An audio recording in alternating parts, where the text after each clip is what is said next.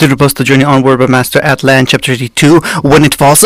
This was the worst possible scenario. Over many years and many lives, he thought he'd enough safeguards and plans to prepare for every disaster imaginable, surround himself with trustworthy, reliable partners who share his desire to keep the world safe, train generation after generation of outstanding new huntsmen and huntresses to protect the world, and entrust the powers that he held once long ago to noble, worthy young woman who would use the powers that he squandered for good use. But nothing ever went as planned, and new disasters always appeared or were manufactured to counter his plans. Those trustworthy people he believed in didn't always return that trust. The world was never truly protected as hunters thinned around the world. And that power he gave as a gift could so easily be corrupted by those vying for strength. Over so many years, he tried to adapt and learn how to fix the problems he made before. But his school was falling. Veil was overrun. His trusted comrades were separated, and the mastermind behind it all was floating over his head as magic filled her body. The bear had escaped from her tube and was prepared to fight beside him, but he ordered her away. He had already risked her life with the chance to transfer the maiden's power over to her. Now that it was taken away, he wasn't going to waste her life against an opponent too powerful to comprehend. That's why he ordered her and John away. They didn't have the luxury of coming back like he did. The fight between them was destruction incarnate. The vault under Beacon was left in ruins, and the carnage they wrought. Cinder may have only had half the maiden's power until now, but she obviously put in the practice because she seemed like an old hand. She had ice and lightning and wind and everything in between at her disposal. But she adored fire. Flames and embers surrounded her body nearly every second as a simple wave of her hand released waves so intense they melted through stone and metal. Her intent was clear to reduce him to smolder and ash in an instant. He avoided them. Decades of training and lifetimes of experience cried out for his body to move. His semblance and what was left of his magic pushed his body to keep fighting. The Beacon Headmaster flashed along the ground to avoid her attacks, landing glancing blows and attacks each time he passed by her. Maidens weren't invincible or unstoppable, though they may appear to be forces of nature. They were still people, but with greater power at hand. Many of them had been killed in the past. A blind spot they weren't watching. The guard lowered in the moment they believed themselves unbeatable. All it took was one hit to topple even the mightiest opponent, and Osman was ready to deliver that hit.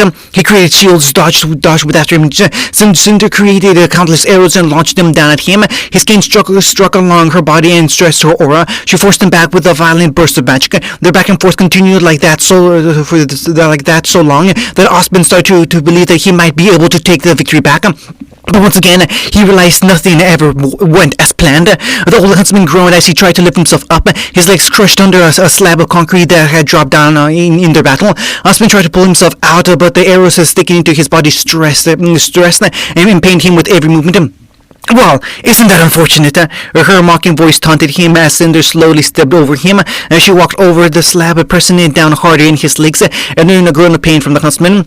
Although I can't help but think your current situation seems appropriate for you. She looked down at him with a sneer. You tried to hide all of this away, and now you find yourself crushed underneath the weight of your lies. I implore you to stop trying to add poetic irony to this matter. I've been pinned by a slab of rock, and you're going to kill me. So what's the point in trying to impress me with your pseudo-intellect? The Cinder just chuckled, despite the spite in his words, and she flicked her fingers forward and summoned a flame to her fingers that she stared into deeply. It's wonderful. I've had this journey in my body for so long since I took part of the power, and now that I have it all, it makes me feel complete. She closed her eyes and reveled in it with a deep breath before looking down at him. Do you remember what it was like having this magic, when this power was yours, and so much more? It was empty now without it, something he longed for. Sometimes he longed for the power, and other times he was thankful to be free of it. Watching it dance in the hands of the psychopath above him made him wish he could call it back at will, but no such luck. This connects us, I suppose, even more than what we had before through her. This was your gift, and you passed it on to me. She smiled warmly while looking down at him. Does that make your skin crawl as much as mine? Absolutely. Well, at least we can agree on that. Cinder shrugged and then looked down to the side. Austin followed her gaze and saw amber in her pod, body limp as the arrow in her eye remained half protruding through the glass. Do you think she'd thank you for the power you passed on to her? The power that isolated threat threatened and in the end killed her. You killed her. Don't blame it on the maiden's power. Osmond retorted. There are always fools and cowards touched by madness that chase after the smallest specks of control and power they can find. Don't try to twist it like you didn't have a chain, like you didn't have a hand in any of it. I could say the same to you. Cinder returned, holding out her hand and bathing Amber's corpse and pod in fire. Everything in its path slowly turned to ash and powder before nothing was left. Do you think if she was still alive, she would believe that little speech and not blame you? No, she would, and rightfully so. Every maiden in history, every life they lived, and those affected by the powers were his responsibility. Cinder stood back up and lowered her hands towards him. I think I need to end this. I still have much to do. You'll never win, Osmond warned, and there will always be people to stand up to you and her forces. And none of them will ever stop her. You know that. I know that.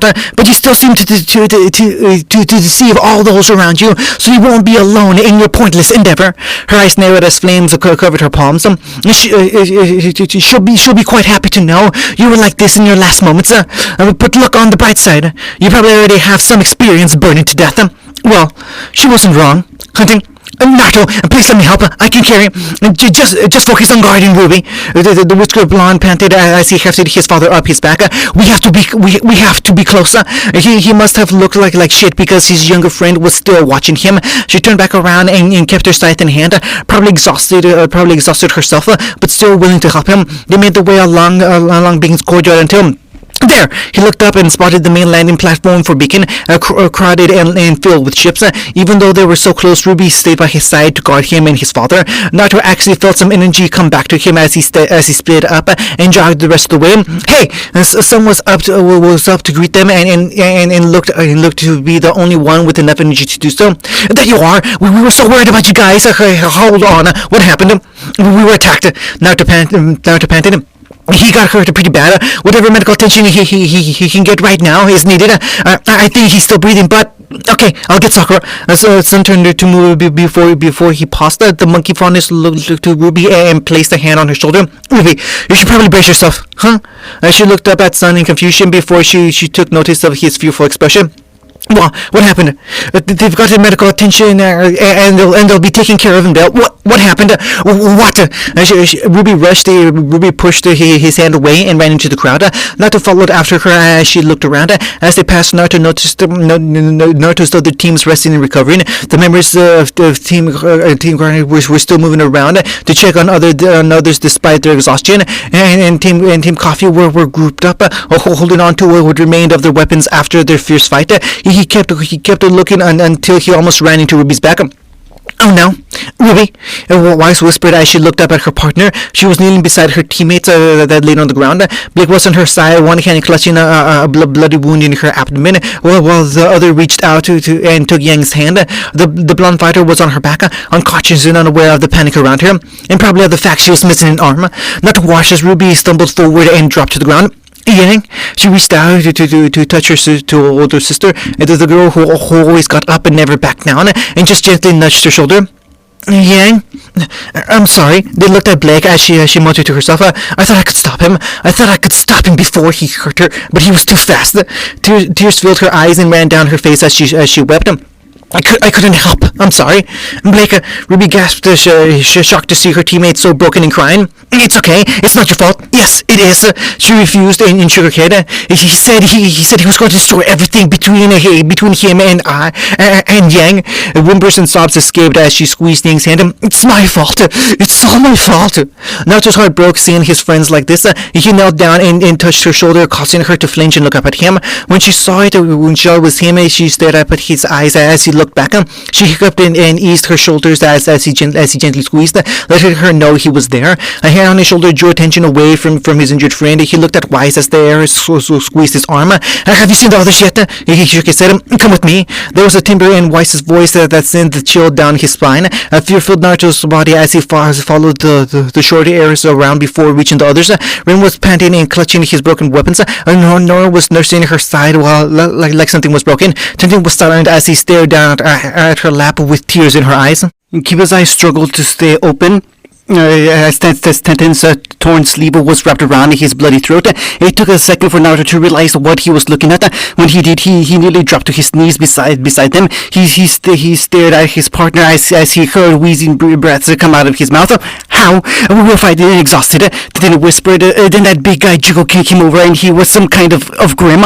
He was confused by what she said, but one look around at the others told him she wasn't she had misspoken. He knocked us around like it was nothing. Then he reached Kiba. His aura was broken from all the fighting, and a tear dropped down on Kiba's face as Tenten sniffled. He tore out his throat. We don't know if he'll make it. Who needs help? Sakura came running over with Sun close behind. The pink-haired medic quickly noticed his father hanging over his back and knelt beside him. Put him down. Naruto laid Minato out and let Sakura go to work. He has burns and a concussion, and his breathing is uneven. I think his esophagus was injured. Can you? I can fix it. He heard Sakura mutter to herself over and over. I can fix it. I can fix it. I can fix it. I can fix it. She wasn't saying that to reassure him. It sounded more like a mantra she whispered to convince herself. He looked around at all the terrified people before looking up at Sun. What are we going to do with all these people? We're going to put them on the ships and move them over to Vale. We can't risk staying in Beacon any longer. But Naruto looked up as the wyvern circled the skies above them, and now that all the flagships had fallen, it was the single biggest entity that controlled the skies. How are we going to get past that thing? We'll have students and huntsmen posted in every ship to try and help. They'll do whatever they can to protect their ships. The son looked worried as he finished, and hopefully that will be enough. Get on the ships and hope for the best. That was their last resort, and that was all they had left to work with. Naruto looked up at the grim guarding the skies and dropping monsters on them. He looked around at the people who were tired, scared, and beaten. And finally down at his father, injured and unconscious while he tried to follow his mission, trying to help these people. It won't be enough. So I'll take care of that thing. What? They looked at him like he was mad. Honestly, he couldn't really argue at the moment. Do you seriously just say that? Sun threw out his arms. Don't be crazy, man. The alternative is winging it and hoping all these people make it to Vale.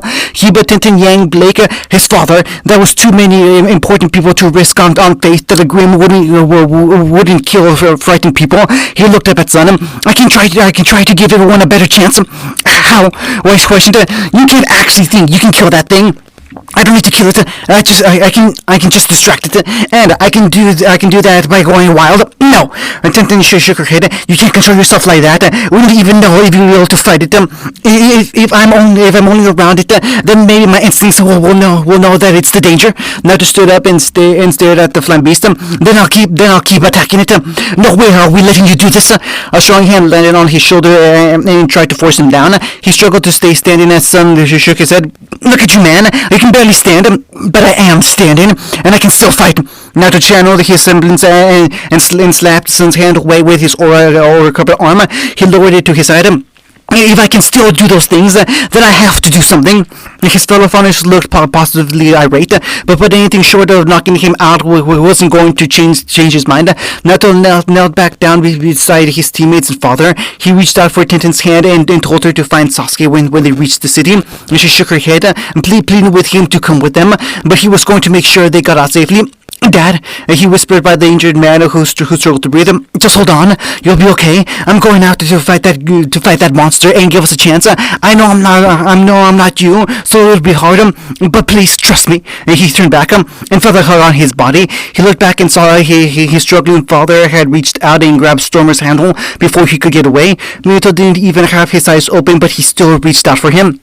The whistle boy untied his weapon from his waist and left it in his father's hand. He laid it across his chest before smiling. Keep that safe for me until I get back. Naruto walked away from the landing pads and towards Beacon. His aim was to climb the towers until he was close to the wyvern. Before unleashing his full power, he saw Beowulf's inner sight charge towards him as he prepared his semblance. Gunshots and flying icicles slayed them immediately. You're an absolute idiot. But if we can mitigate some of the damage, then that's worth the risk. We can still stand and we can still fight. Naruto looked between them with a grateful smile. Thank you. And with that, he, Wise, and Ruby charged back towards Beacon. Hunting? Pero, what just happened? Who was all that? What happened to that Cinder lady? What were you doing in that pod? How could she explain it? How could she reword it in a way that he would possibly believe him? We need to call for help, John. Pyrrha deflected glumly while looking at her partner. We need all the help we can possibly get. John didn't look happy that she was initially avoiding giving him an answer, but the situation was dire enough that he realized they really did need to focus on this and push everything else to the side. Reluctantly, he nodded and pulled out his scroll. Okay, alright, who do we call? Professor Goodwitch?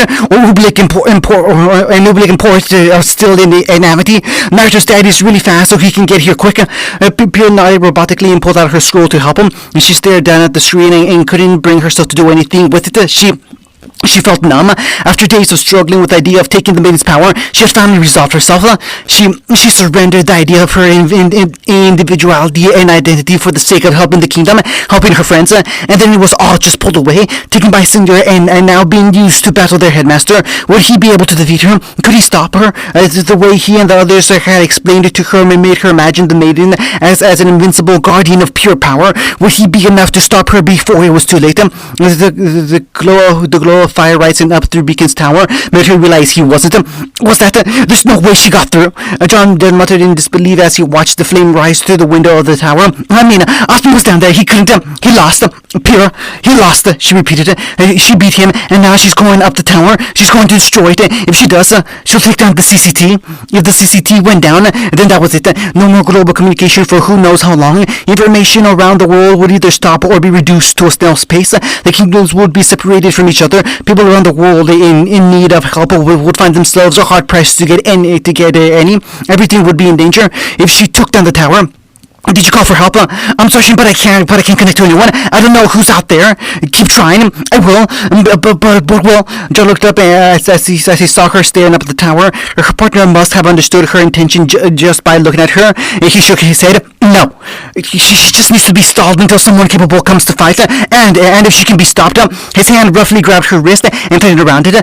Pyrrha remained still and silent as she felt his gaze on the side of her head. She turned to look at him, seeing his eyes desperate and wary. How much she have looked to garner that kind of reaction from him? No. He shook his head. Just no, John. If she can be stopped, she beat Osmond. He's stronger than any of us. There's nothing we can do. Do you know how many people will die if the CCT goes offline? It would put the remnant back in the dark. So what? What are we supposed to do? Something. We have to do something. Others will come and help. They'll stop her before she does what she wants. Before it's too late. Pyrrha tried to catch her breath as she stared at her partner. Every second we waste here is another second we risk letting her take everything down. Pyrrha, if we go up there, then we won't come back down. He was right. The fact that she could admit that so easily left a pit of despair in her belly. The Osmond had failed to stop that woman, and Pyrrha doubted that she was merciful enough to just leave him down in the vault. Anyone who went up there, who tried to stop Cinder, had to be ready to give their lives.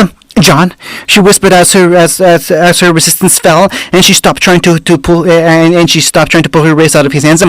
We might still be students, and we still have a long way to go, but we're hunters. She stared up at him. I'm still a huntress, and you're still a huntsman. That isn't a job title. It's a duty we have to honor, no matter what.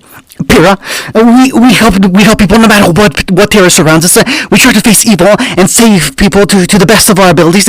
We do everything we can until we can't do any more. That thought can be terrifying.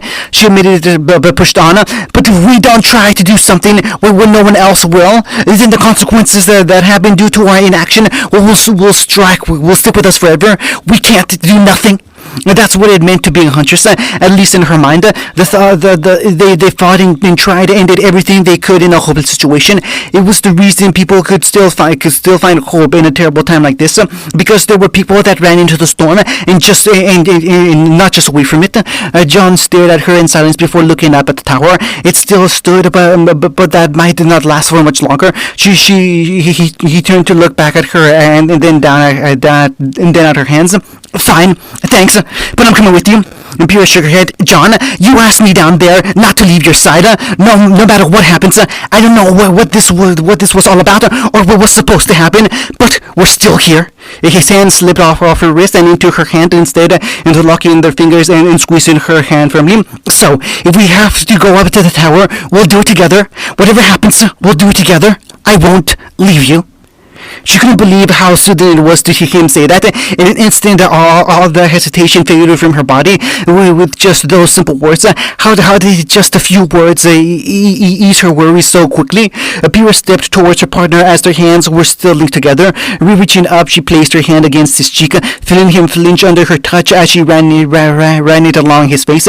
He still had a gentle face, but it was one that had seen numerous battles and fights since they were accepted to begin. Her hand trailed up and moved his hair away, giving her a look at the scar that marked his forehead. The first injury he received that he got standing up to a grim and emerging victorious without any help. If she knew he was going to leave a mark, she would have stepped in and helped sooner. But after he got it, he seemed peaceful and open that she couldn't help but be happy that he fought that battle himself. He wasn't just the silly goofball that caught her eye that day initiation. Now he was so much more, an aspiring young huntsman, a capable and trustworthy leader, a friend to be confided in at the hardest moments. Her partner, John Arca, she leaned up and kissed him. She felt his body flinch and jolt when her lips touched his. He was probably surprised and shocked by her sudden move, but she felt him ease against her. His hand gently rested on her hip and held her tightly as their kiss deepened. What was once apprehension and confusion now felt warm and accepting. He returned her kiss with a passion, and somehow the world felt safe again. In that moment, the terrible idea of abandoning the world to its own machinations didn't seem so horrible. Living with him seemed like a dream. They separated and stared at each other. Pyrrha's cheek glowed and John's were red as well. He stared at her in complete shock as she smiled. I love you.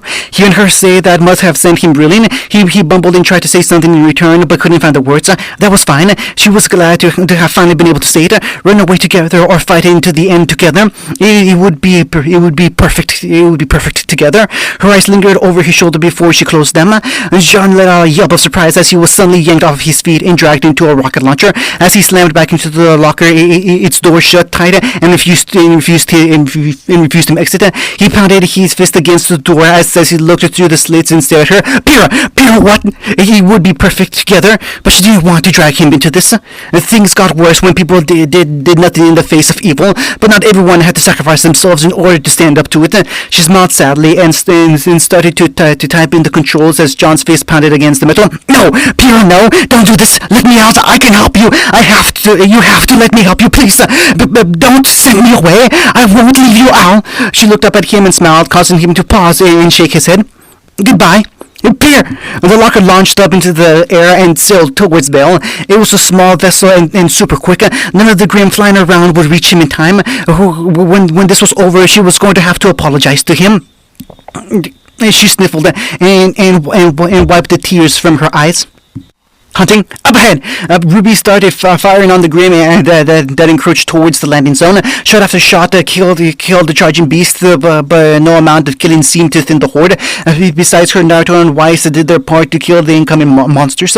Her partner summoned several types of glyphs that knocked the monsters around and into each other before speeding in and piercing them with her rapier. Naruto, on the other hand, was far less elegant, charging in with his semblance over his hand and obliterating everything that stood in his way. It was amazing that they were all still fighting despite how exhausted they were, but they were exhausted, and there wasn't much more they could do if they continued at this rate.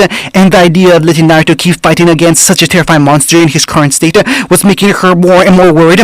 More coming! Weiss's warning drew their attention to another horde of Grim rushing towards them. Ruby gripped her scythe and prepared for more before Naruto rushed forward. Hold on! Ah!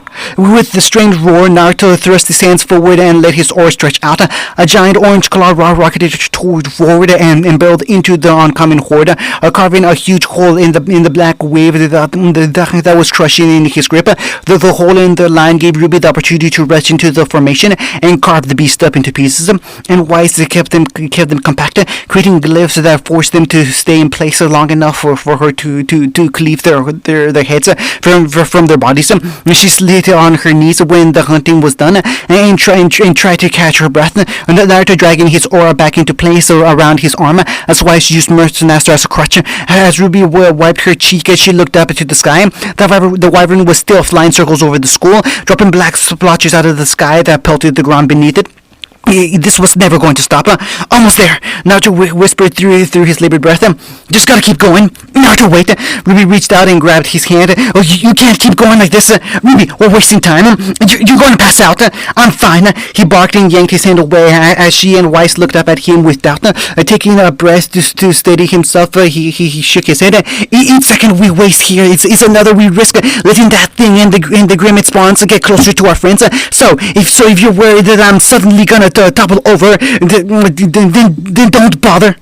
He stopped in the middle of his argument, staring off over their heads as his ears dropped to his hair limply. When Ruby saw his expression grow so horrified, she panicked and turned to look around. The bulkheads in their ships were already taken off, rising into the air and heading towards Vettel. They then turned back and looked up in the air in time to see the wyvern take notice of the vast source of negativity flying away. It shifted towards the retreating ships. Weiss gasped, "Oh my god, shit! Not a curse! I gotta make it to the tower. There's no time. It's already moving. What do we do?" Ruby cocked her rifle and aimed at the flying beast. She had it in her sights and started firing shots at its underbelly. The bullets bounced off harmlessly when they hit, and it just kept flying. She knew that wasn't going to work, but there had to be something they could do. "Watch me up there." They looked at Naruto, and he kept staring up at the wyvern. "Use your glyphs to boost me up there with the force of Crescent Rose's recoil. They'll get me high enough up to reach it and try to get it away." He looked down at her and offered a nervous smile. "Like a slingshot?" "Are you sure you can make it?" Weiss asked. "Can you make some glyph in the air I can use as bullets?" "I can, but not that far up. If we're separated by that much distance, I can't form them to help you. Then I'll make it. I'll make it work." Naruto reassured them, sounding more like he was convincing himself than he was them. "Naruto," Ruby whispered and looked up at him, shaking her head. We don't know if this will work. I know, but trust me, I can do this." She still wasn't convinced by his words, but when he squeezed her shoulder and looked at her with firm eyes that believed he could do this, she faltered. "Young Blake, my dad, my team, everyone, let me help them. Please." Ruby furrowed her eyes and tried to refuse him, but he was right. She wanted to protect her team and her friends, but she couldn't do that while he could if he took this risk. So with great reluctance, Ruby turned the Crescent Rose around and offered him the blade inside of her weapon. She refused to acknowledge his thanks for helping him with this dangerous stunt, as she felt his weight settle on her weapon and his boots settle on her blade. Why so waved her rapier around him? Several layers of glyphs formed under the blade of her weapon and the passenger on top of it. Ruby looked at her whiskered friend one more time as he balanced himself and prepared for the fight. "Naruto," she whispered and got his attention. "You, please be safe." Naruto smiled at her. "It'll be okay. Wish me luck." "Good. Now!" Ruby pulled the trigger and lifted her scythe, feeling a massive boost in power come out when she did. As she launched Naruto up in the air, she spun around to bleed off the momentum before stopping and looking up. Ruby and Weiss watched as Naruto's body flew further and further up towards the wyvern before he became indistinguishable from the night around him. "Good luck!" "Huh?" The huntress finally noticed the ringing in her ears and saw Weiss draw out her scroll. When she saw the picture of her friend flashing on the screen, she answered, "John, Weiss, thank God. You need to grab as many people as you possibly can and get to the tower." "Why? It's Pyrrha. She needs help." "Hunting?" Naruto struggled to catch his breath and kept his body straight as he flew up into the sky. If his posture slipped suddenly, he'd be spinning into the sky before plummeting back towards the ground. Instead, he narrowed his eyes and focused forward as he flew closer and closer to the screeching wyvern. He felt his speed start to wane as he reached peak in his flight. Just a few more seconds of upward momentum before his arc would stop, and he dropped back down. But he was still close enough to the wyvern that he could do something. He closed his eyes and focused on the giant winged monster and that flew just a little higher up. Focused on the teammates he was going to see when this was over. focused on the teammates. He focused on the people he needed to protect right now. He focused and then let himself slip away. The orange beast that roared in its awakening immediately snapped its arms out and stretched its aura. Orange claws encircled around the Grimm's legs and stopped it from dropping out of the sky. As the Grimm flew towards it, trailing behind a mindless creature all covered in orange aura. This was dangerous. Every instinct in its body screamed that it didn't want to be up here, but this thing it was holding on to was much more dangerous than the height they flew at, and there was a nagging feeling in the back of its head that it couldn't let this Grimm fly any closer. It had to be stopped. The orange beast roared and pulled itself into the wyvern's leg. It started climbing and scaling the side of the winged monster before arriving at its ribs, drawing its claws back. It enlarged them before digging into the inky black flesh. The wyvern let out an agonizing wail as it felt the beast attack cleave into its chest. It banged to the side and stopped its pursuit of the retreating ship to take care of the problem. Looking down at the orange fox clinging to its side, it let out a fierce roar and bellowed across the veil.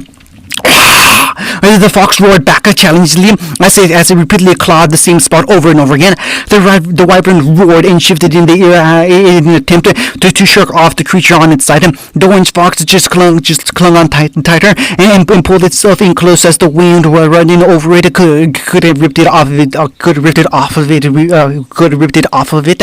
Relaxed from the inky black flesh of the wyvern emerged several other Grimm.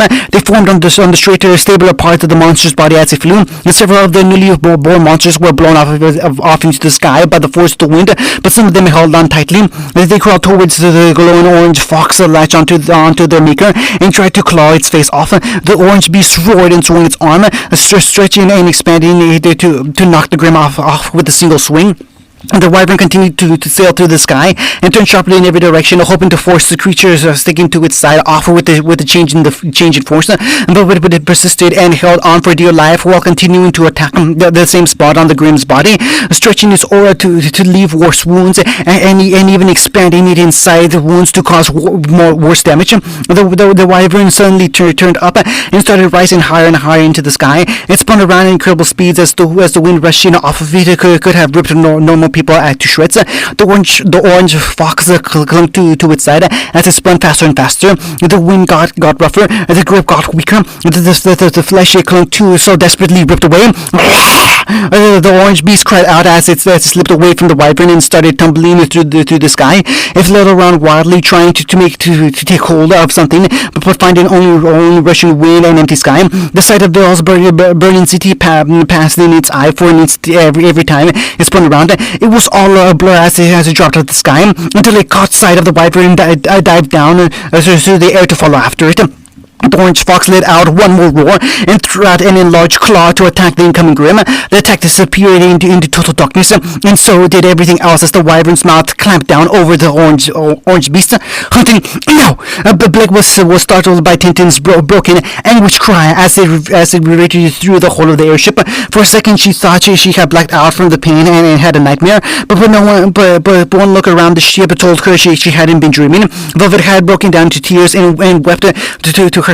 Yosohashi had her hugged tightly to his chest, and Coco tried to calm her down, but there was no stopping her cries. Tintin cried to herself, tightly clutching onto Kiba's unconscious body as she tried to weather the flood of the emotions she felt. Lone Ray tried to help her, but the jerk girl had tears in the eyes, and the taciturn boy had slammed his face into the seat in anger.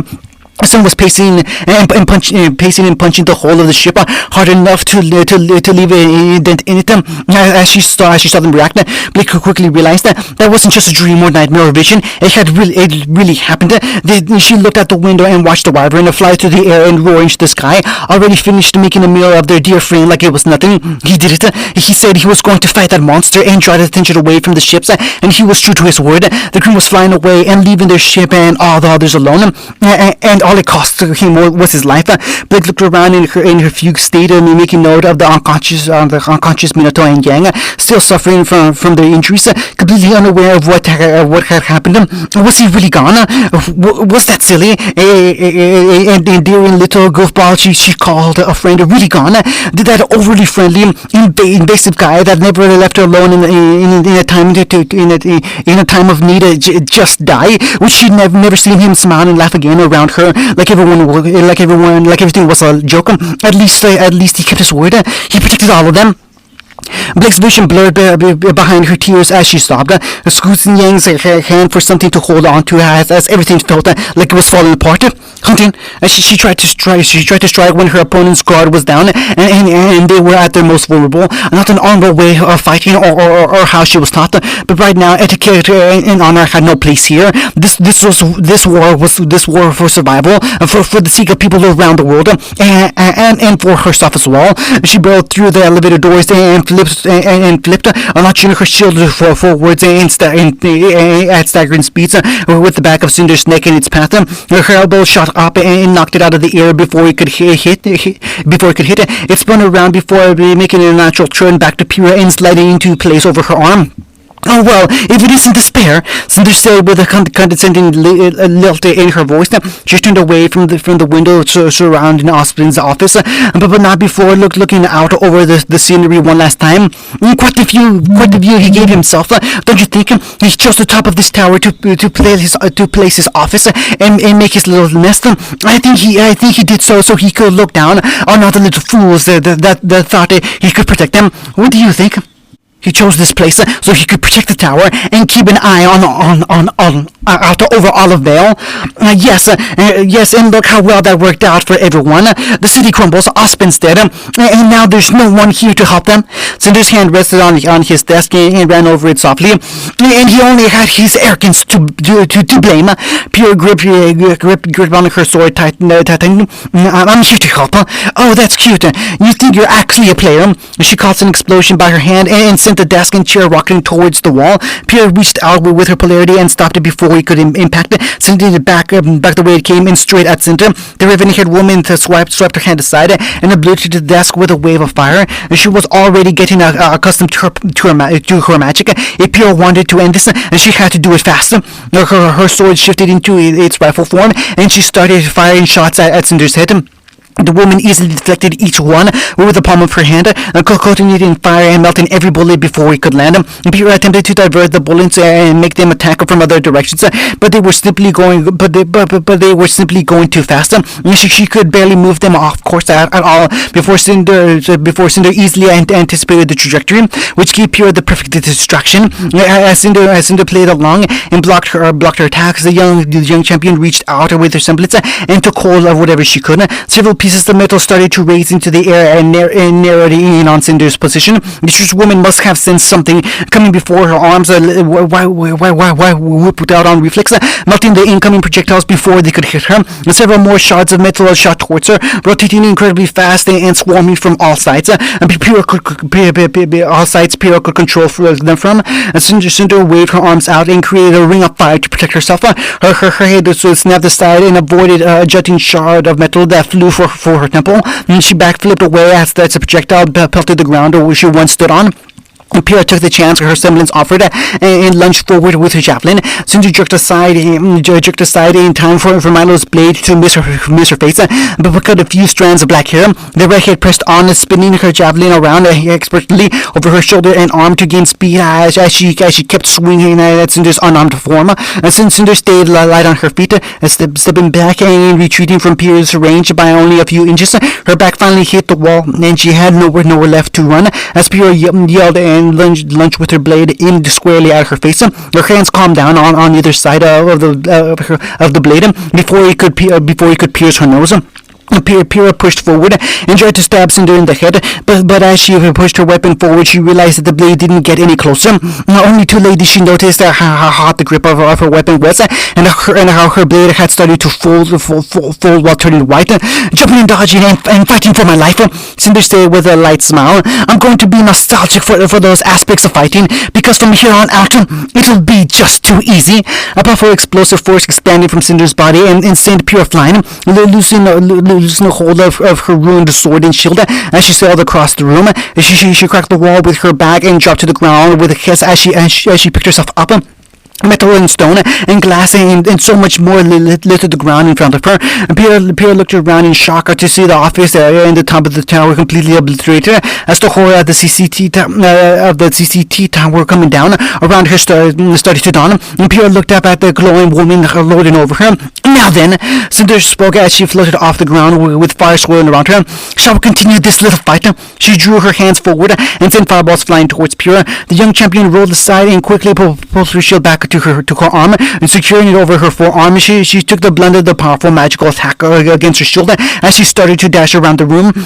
Cinder laughed mockingly as she followed her movements and continued to throw all the fire she could muster. Pyrrha weathered through the flames, so pushing against them as her shield grew so hot it started burning her arm. As she pressed against the scorching flames, she roared at the top of her lungs. One of the massive gears that made up the tower shifted in place before lifting up and veering into the air. It slammed into Cinder's back and nearly knocked her out of the air before she increased the heat around herself. The gear melted along her body and dropped down into two pieces of slag.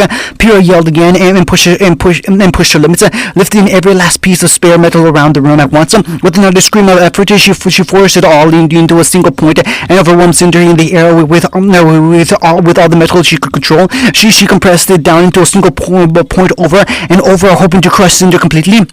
A bright glow emanated from the gaps, followed by an explosion that blew her away and nearly deafened her. She felt the weight and fatigue drop down her body like never before. Her aura, these explosions had taken their toll, and her aura had broken. Desperately, Pyrrha picked herself up. Pain, terrible, excruciating pain pierced several parts of her body and made her drop to the ground. With a pain gasp, she looked down and saw several arrows that had pierced her into abdomen, arm, shoulder, knee, and heel. She tried to lift her shield. It was kicked off her arm by Cinder as the woman stood over her with a bow in hand. She shook her head as Pyrrha panted to air. This is why power should not be so easily tossed around. A man who had no claim to it, with people who have no understanding of what it really is, promised it to a girl who had no right. Of course, she would get an inflated sense of worth and think she could fight a battle she'd never win. If there's anyone you should blame for losing your life, blame Osborn and his crew. No. She had no illusion that this would end so easily in her victory. She just couldn't stand by and do nothing. Well, you shouldn't be too hard on yourself. This would have been the outcome for anyone in your position. Cinder notched another arrow and pulled it back, aimed down at her. No one could have stopped me. Her friends, her family, John, her hand against his cheek, his lips on hers, just once more. No, beg pardon, you'll lose, Cinder whispered softly as she looked up at Cinder, resolute despite the fate she faced. One day this power will fail you, and you'll lose, and the people I have in mind will be the ones to break you. She shook her head. You'll never win. That is your destiny. Cinder stared down at her before pulling back the arrow. Child, you don't have to worry about destiny anymore. Hunting. Cinder looked out over the remains of the broken office, the shattered tower, and then out over the burning landscape of Vale. Her plan, her victory, her success. How in the world could that silly girl think she was destined for failure? She looked down at the gold circulating in her hands and scoffed. It was nice jewelry, but didn't suit her. She tossed it aside and turned around until she heard repeated footsteps grow closer and closer. She looked back in time as the young hooded hunters sprinted up from the side and landed on top of the tower across from her. Taking in her surroundings, she quickly noticed Cinder and narrowed her eyes. You! Oh, Cinder chuckled. I think I see where Roman's frustration with you comes from. Right here, basking in my own satisfaction, and you come barging in out of nowhere. Where's Pyrrha? She drew out her ridiculous scythe and pointed at Cinder. Tell me, Pyrrha. Cindy repeated the name, finding something familiar with it on her tongue before her nodding. Oh, you mean the invincible girl? Tell me. Okay. Cindy pointed at Ruby before aiming her finger down. You're standing on her. Ruby immediately looked down at the patch of gray soot that filled the creases of her boots. What? She questioned. What are you talking about? The ashes and soot. That's her. What's left of her? Her eyes widened in shock, and she took a sharp breath before shaking her head. No, that's not. Believe me, girl. There summoned an intense flame into her hands as she smirked. Nothing is impossible for me now. As Ruby stared at the flame in her hand, something seemed to click in her mind, and when it did, she looked down at the dust she stood on and screamed. She stumbled back, kicked up the dust, and screamed in horror. When she did, she scowled. She crawled away and into the wall. She looked down at it and murmured, "Pyrrha, no. She's supposed to be up here waiting for us. She was waiting. She put up a fight for as long as it did her any good." Cinder slowly strolled forward, keeping her hand wreathed in flames as she prepared a repeat of her earlier performance. I imagine it'll be much the same with you. No, but Pyrrha, it's gone, girl. Cinder interrupted. I killed her. That seemed to have broken her as her eyes became lifeless and stared ahead blankly. Cindy chuckled lightly before aiming her fire and increasing the flames. Before a bright silver light overwhelmed her and everything around them, she heard a scream of pure unending agony. It took Cindy a moment to realize it was her screams, and it was all she heard until she passed out from the pain.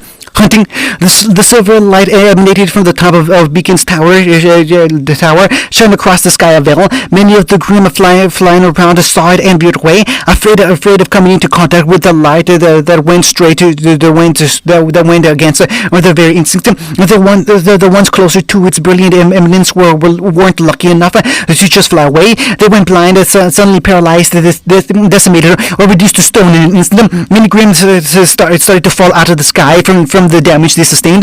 The wyvern had been hit by the light. A portion of its body had turned to stone, as was one of the wings went stiff as rock. The creature let out a pitiful roar and flapped its remaining wing desperately to stop its sudden descent. It flew out towards the city, hoping to escape the bright light that hurt it so badly. As it did, it felt a terrible agonizing pain trailing from its body, but it wasn't because of the light or the stone that covered its body. A giant orange claw broke through the stone that covered its ribs and left a massive gaping hole in his body. The wyvern cried in pain as another bulge in his body started to drag along its inside before popping out. A giant orange construct of aura pierced through its body from the inside before the massive grim fell from the sky. It broke apart into bodily chunks that rained down over the city. Some of the pieces were already dissolving into black dust. Some of them formed into grim that pelted the city blocks beneath it. And with all of those falling pieces was a glowing orange figure. It smashed against the top of a building and broke through its corner unimpeded. It knocked into the side of other buildings and skipped off them like a stone before finally cratering the street below. The orange fox snapped back to its feet and roared in terror, no longer surrounded by darkness, no longer being digested in the body of a monster. It frantically looked around to try and get accustomed to its changed surroundings. It wasn't being eaten. The fight was over. All that was left were burning buildings and a wrecked city block. The orange fox looked around cautiously as it tried to understand what had happened. As it stood there, Grim ran by it, paying no mind as they ran down the street. The orange beast stood still and calmed itself. It returned control to him. There, gunshots impacted across its body and knocked it over. The orange fox spun around and roared angrily at the Atlas soldier, opening fire on it. Is that thing a grim? Doesn't matter. Get it back. We need to at least secure the city block.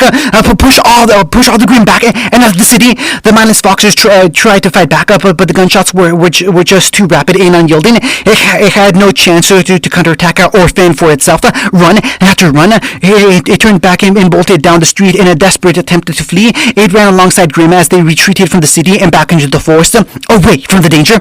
Hunting, he couldn't stop pacing. John had nearly run into the pavement, waiting for some news, waiting for the makeshift landing zone. The professional huntsman had prepared for arriving ships. John had been there when the other ships landed. He greeted his exhausted teammates and helped them sit. And he had to watch as Kiba, Yang, and Blake were shuffled off for immediate medical attention. And he he heard what had happened to Naruto, but he didn't believe it was Naruto they were talking about. Their friend, he had gotten into bad situations before and made it out. They must have just been mistaken, and he made it now. He'd come back over with the others, and they all realized how silly they had been acting. He'd come back with Ruby and Rice and Pyrrha. He had so much to say to her, not all of it kind or thoughtful. He was going to shoot her ear off when he got that chance, and then after that, well, there was a lot to consider after he was done saying his piece. Bokeh finally came into view from Beacon and came to a gentle landing a little ways away from them. Tintin, Noah, and Ren came to a stop by his side as the whole of the ship hissed and opened up. The first thing they noticed was Ruby and the fact that she was unconscious in her uncle's arms. As Crow walked down the ramp and hit the streets, he spoke up. She's fine, the huntsman answered solemnly. She's just knocked out. I'm gonna give her some room to rest and recover. As Crow walked away and carried his niece off with him before they could ask anything else, the sound of heels on metal grabbed his attention. He looked up the ramp and saw Wise standing at the top of it, with Aqua in her hands.